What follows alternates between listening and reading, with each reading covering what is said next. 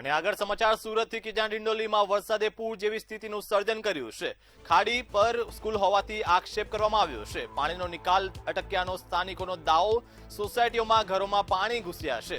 રહીશોને ભારે આર્થિક નુકસાન થયું છે। સ્થાનિકોમાં તંત્ર સામે ભારે રોષ અત્યારે હાલ જોવા મળી રહ્યો છે।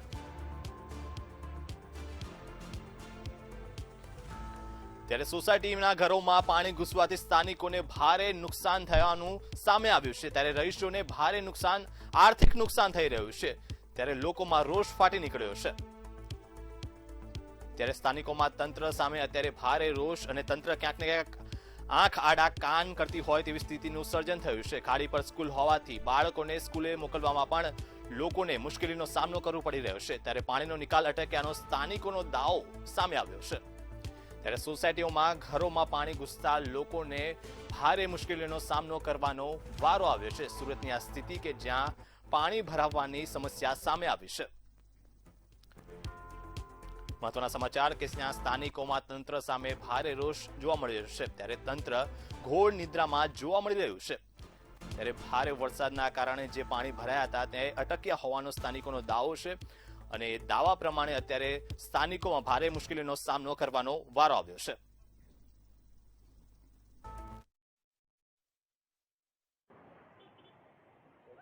7 तारीखने जो चालू थेला वरसाद ने कारण सूरत समग्र सूरत शहर में खाड़ीपूर की स्थिति फैलाई गई थी।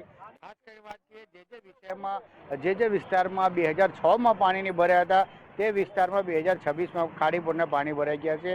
खास कर बात की सूरत शहर ने उधना डिंडोली लिंबायत तमाम विस्तारों में खाड़ीपूर की स्थिति फैलाई गई थी।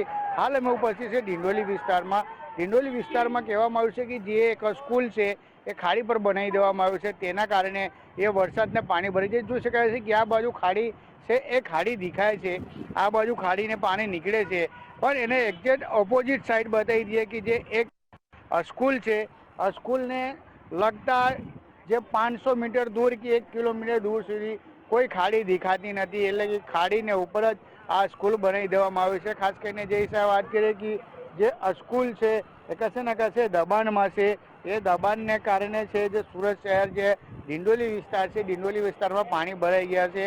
એના કારણે કેટલા લોકોને નુકસાનની પણ ભોગવવું પડ્યું છે। આપણી જોડે સ્થાનિક છે એમની જોડે વાત કરીશું। આપનું શું નામ છે અને શું કહેશો જે આ વિસ્તારમાં પાણી ભરાયું એનું કારણ શું લાગે છે?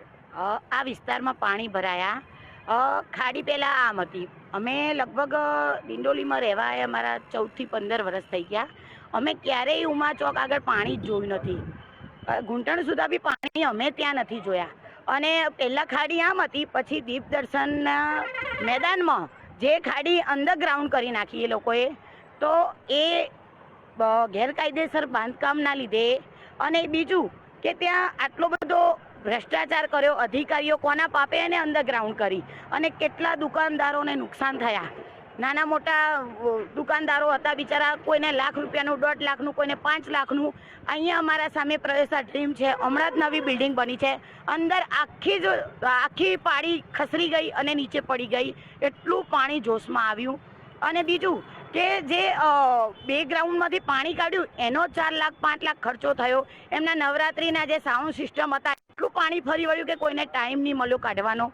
તો અંડરગ્રાઉન્ડનું બધું જે સાઉન્ડ સિસ્ટમ મૂકેલી હતી એ બધી બળીને ખાક થઈ ગઈ। 3 દિવસ પાણી રહ્યા, 4-4, 5-5 લાખ રૂપિયા લોકો આવ્યો। તો આનો ભ્રષ્ટ અધિકારીઓનો કેવું કે કોર્પોરેટરની મિલીભગત કેવી કે અહીંયાના એમએલએની કેવી, એટલે આમાં બધા જ મિલીભગત છે।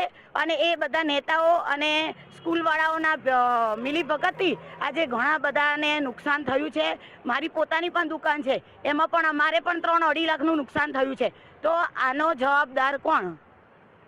એટલે આ સ્કૂલ છે તે ખાડી ઉપર દબાણમાં બન્યું છે। તો હવે મહાનગરપાલિકા અધિકારી હોય કે કર્મચારી હોય કે જે ગામડામાં લાગતો તો સરપંચ એને ધ્યાનમાં આવતું નથી, કેમ કે આ તો દેખાઈ રહ્યું છે કે ખાડી અહીંયા દેખાય છે, એનાથી આગળ ખાડી છે જ નહીં, તો ખાડીને ઉપર જ બન્યું છે। એટલા જણને નુકસાન પણ થયું છે એના કારણે। શું લાગે છે તંત્ર પૈસા ખાઈને ઉગ્યું છે? હા, 100% તંત્રએ પૈસા ખાધા છે કે ગામના સરપંચે પૈસા ખાધા હોય। આટલી ગેરકાયદેસર આટલું બધું બાંધકામ કર્યું તો કોના કહેવાથી કર્યું અને કેવી રીતે કર્યું? હમણાં એક નાનું આપણે એક હેલ્મેટ પહેરીને બી નહીં નીકળ્યા હોય તો દંડ ફાડે છે। તો આટલું બધું કેમ દેખાતું નથી અધિકારીઓને? અને આ ગામના સરપંચે કર્યું કેમ? હું તો કેવો અધિકારી જે પણ કર્યું એ ખોટું જ કરેલું છે અને નાના મોટા માણસોને બધાને જ નુકસાન થયું છે। અને જેને લાખો લોકોને નુકસાન, અહીંયાથી સામે ગુરુદત્ત પોઈન્ટથી અમારી સામે 5 માણસો તણાઈ ગયા. મેં ડેપ્યુટી મેયરને પણ કોલ કરેલું તો ડેપ્યુટી મેયરનો એવો જવાબ હતો કે બેન અમે અત્યારે આવી શકીએ એમ નથી, અમે ઝૂંપડપટ્ટીમાં પડ્યા છે. તો શું અહીંયા કોઈને બચાવવાની કામગીરી એમની ફરજમાં નહોતી?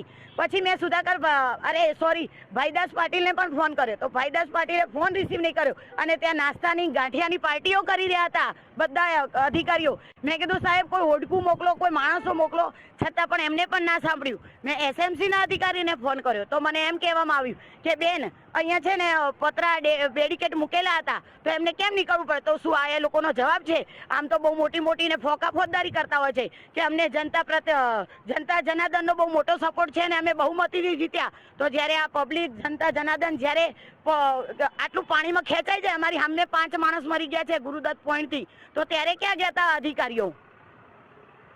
બિલકુલ, આ સ્કૂલને કારણે અહીંયા કેટલા જણને ઘરમાં પાણી ભરાય, કેટલાને ડેથ પણ થયા. આપણું શું નામ છે બેન? ને જે હિસાબે લોકોને કેવી રહ્યા છે સ્થાનિક, કે તમે કીધું કે આ સ્કૂલને કારણે આ વિસ્તારમાં પાણી ભરાય, આટલા સમય છે પહેલા કોઈ દિવસ પાણી ભરાયું હતું? મારું નામ ઈલાબેન આચાર્ય છે. હું લગભગ આ ઉમિયા માતા મંદિર છે, જે ચોક છે ઉમિયા માતા, એની સામે ગોકુલધામ ટાઉનશીપમાં રહું છું. એ સોસાયટીમાં મારા 8 થી 9 વર્ષ થયા. 8 થી 9 વર્ષમાં કોઈ દિવસ પાણી અમારી સોસાયટીમાં આવ્યું નથી. આજે આ વખતે પહેલી વાર આવ્યું, અને પહેલી વાર આવ્યું એટલે ઘણા બધાને નુકસાન થયું. જો વારે વારે આવતું હોય તો બધા પોતે ચેતી જાય અને પોતાનો દુકાનનો સામાન છે કે જે બી કોઈ સામાન છે, જે પણ કંઈ બગડતું હોય એ એમની કોઈ બી જગ્યાએ ખાલી કરી દે દુકાન. પણ પહેલી વાર આવ્યું અને એટલું ફાસ્ટમાં પાણી આવ્યું કે કોઈને ચાન્સ જ નથી મળ્યો કે સામાન એમનો ત્યાંથી લઈ શકે. બરાબર, અને આટલું બધું પાણી તો ખરેખર અમે કોઈ દિવસ જોયું જ નથી અને બહુ બધું નુકસાન થયું છે. બિલકુલ જોઈ શકાય છે. આ જે હિસાબે સ્કૂલ છે, આ સ્કૂલને જે એક સ્કૂલ છે એનાથી મોટા ડબલ પાર્કિંગ બનાવી દેવામાં આવ્યું છે. એક બાજુ તો ખાડી દેખાય છે પણ બીજી બાજુ ખાડીને નામો નિશાન નથી, કેમ કે ખાડીને ઉપર છે જે આ સ્કૂલ બનાવી દેવામાં આવ્યું છે. તેના કારણે આ ડિંડોલી વિસ્તારમાં તમામ જગ્યાએ પાણી ભરાવાનો સમસ્યાઓ ઉપજાઈ હતી. ખાસ કરીને વાત કરીએ છીએ સ્થાનિકને કેવું છે કે આ સ્કૂલ છે જે કોઈના કોઈ મોટા નેતાઓ હોય કે મોટા અધિકારીને મળતિયાને બોલી શકે, કેમ કે આ જે સ્કૂલ છે એ કાયદેસર નથી, ગેરકાયદેસર બનાવવામાં આવ્યું છે અને ખાડી ઉપર બનાવ્યું છે. ખાડીને દબાણને કારણે એ જે વિસ્તાર છે એ વિસ્તારમાં જે પાણી ભરાઈ ગયા તેના કારણે જે લોકોને હાલકીને સામનો કરવો પડ્યો. ખાસ કરીને જે હિસાબે જોઈ શકાય છે આ એક વિસ્તારમાં ખાડી દેખાય છે ને એના ખાડીથી જે વરસાદી પાણી નીકળવાનું હોય આથી નીકળે છે, પણ જ્યારે વરસાદી પાણી નીકળવાનો ચાન્સ જ ના મળે, સમય જ નહીં મળે અને નીકળવાની જગ્યા જ નહીં મળે તો પાણી આખી સોસાયટીમાં ફળાઈ ગયું હતું અને તેના જ કારણે કેટલા જણા લઈને નુકસાન પણ થયું છે. હવે હાલ લોકોને એ જ રોષ છે કે આ જે સ્કૂલ બનાવવામાં આવ્યું હતું એને પરમિશન કોણ આપ્યું હતું અને કેવી રીતે બનાવવું, એ કે આખી જે સ્કૂલ છે ખાડી પર બનાવ્યું છે, ખાડી પર સ્કૂલ છે, એના કરતાં ડબલ પાર્કિંગ પણ લગાવવામાં આવ્યું છે. કશેક લોકોને એમાં રોષ છે કે આ જે સ્કૂલ ગેરકાયદેસર બનાવવામાં એનામાં જાંચ કરવામાં આવે. કેમેરામેન શોએબ શેખ સાથે દીપક રામન, કેવી ન્યૂઝ, સુરત.